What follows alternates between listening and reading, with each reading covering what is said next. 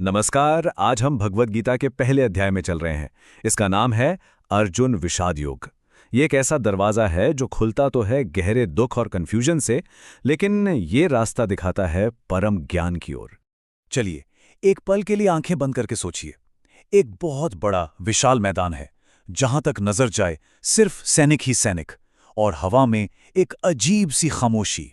ये जगह है कुरुक्षेत्र, इतिहास का वो मैदान जहां धर्म की लड़ाई के लिए अब तक का सबसे बड़ा, सबसे भयानक युद्ध होने वाला है। देखिए, एक तरफ पांडवों की सेना खड़ी है जो अपने हक और धर्म के लिए लड़ रही है, और दूसरी तरफ कौरवों की विशाल सेना जो अहंकार और अधर्म के लिए खड़ी है। माहौल में एक भारीपन है, शस्त्रों की खनक सुनाई दे रही है। और इन दोनों सेनाओं के ठीक बीचों बीच अपने रथ पर खड़े हैं उस युग के सबसे बड़े धनुर्धर अर्जुन। वो योद्धा जिनका निशाना कभी नहीं चूकता। वो पूरी तरह से तैयार हैं, लेकिन उन्हें अंदाजा भी नहीं है कि ये लड़ाई बाहर से ज्यादा उनके अपने अंदर लड़ी जाने वाली है। और बस यहीं से उस महान योद्धा के मन में एक ऐसी उलझन शुरू होती है, एक ऐसा कन्फ्यूजन जो उन्हें तोड़कर सच से जोड़ने वाला था। अर्जुन अपने सारथी यानी स्वयं भगवान कृष्ण से कहते हैं, हे कृष्ण, मेरा रथ दोनों सेनाओं के बीच में ले जाकर खड़ा कर दीजिए। मैं देखना चाहता हूं कि मुझे लड़ना किससे है। और जैसे ही रथ बीच में जाकर रुकता है, अर्जुन सामने देखते हैं और वो सन्न रह जाते हैं। सामने कोई अनजान दुश्मन नहीं, सामने तो उनके अपने ही खड़े हैं। उनके दादा भीष्म पितामह, उनके गुरु द्रोणाचार्य, उनके भाई, दोस्त, रिश्तेदार, सब के सब। बस उस एक पल में उस महान योद्धा अर्जुन का सारा आत्मविश्वास, सारा पराक्रम जैसे हवा हो जाता है। जिन लोगों को देखकर प्यार और सम्मान आना चाहिए था, आज उन्हीं पर तीर चलाना था। ये वो लम्हा है जब अर्जुन अपने जीवन की सबसे गहरी निराशा में डूब जाते हैं।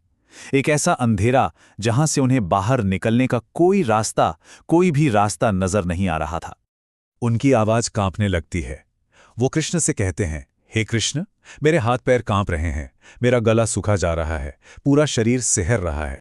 और फिर वो कहते हैं, मेरा गांडीव धनुष मेरे हाथ से छूटकर गिर रहा है। जरा सोचिए, जो गांडीव उनकी पहचान था, उनकी शक्ति था, आज उसे पकड़ने तक की हिम्मत उनमें नहीं बची थी।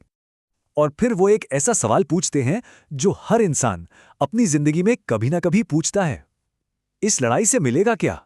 मुझे ऐसा राजपाट, ऐसा सुख नहीं चाहिए जिसके लिए मुझे अपनों को ही मारना पड़े। अर्जुन का मन अब दो हिस्सों में बुरी तरह फंस चुका था। एक तरफ एक योद्धा का कर्तव्य था, और दूसरी तरफ अपनों के लिए प्यार और मोह। और अपने अंदर की इस लड़ाई में वो पूरी तरह से हार जाते हैं। अर्जुन अपने धनुष बाण नीचे रख देते हैं और दुख में डूबकर रथ में ही बैठ जाते हैं, एक हारे हुए, टूटे हुए इंसान की तरह।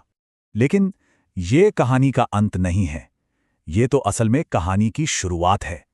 ये अर्जुन के टूटने की नहीं, बल्कि उनके असलियत से जुड़ने की कहानी का पहला कदम है। इसीलिए इस अध्याय का नाम है अर्जुन विषाद योग।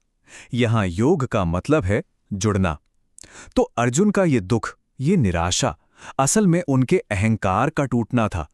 और जब तक इंसान का मैं, उसका अहंकार टूटता नहीं, तब तक वो परम ज्ञान से जुड़ नहीं सकता। देखिए, ये कहानी सिर्फ अर्जुन की नहीं है, ये हम सबकी कहानी है। हर उस इंसान की जो जिंदगी में कभी ना कभी ऐसे मोड़ पर आता है जहां सब कुछ गलत लगता है, और वो खुद से पूछता है, मैं क्या करूं? मेरा धर्म क्या है? सही क्या है? और यही वो पल है। अर्जुन का ये टूटा हुआ दिल ही वो खाली जमीन है जिस पर अब भगवान कृष्ण भगवद गीता के रूप में ज्ञान का वो महल खड़ा करेंगे, जो हजारों सालों से इंसानों को रास्ता दिखा रहा है। तो एक सवाल सोचने जैसा है, क्या जीवन में पूरी तरह से बिखर जाना ही कभी-कभी खुद को परम सत्य से जोड़ने का पहला कदम होता है? इस पर सोचिएगा जरूर।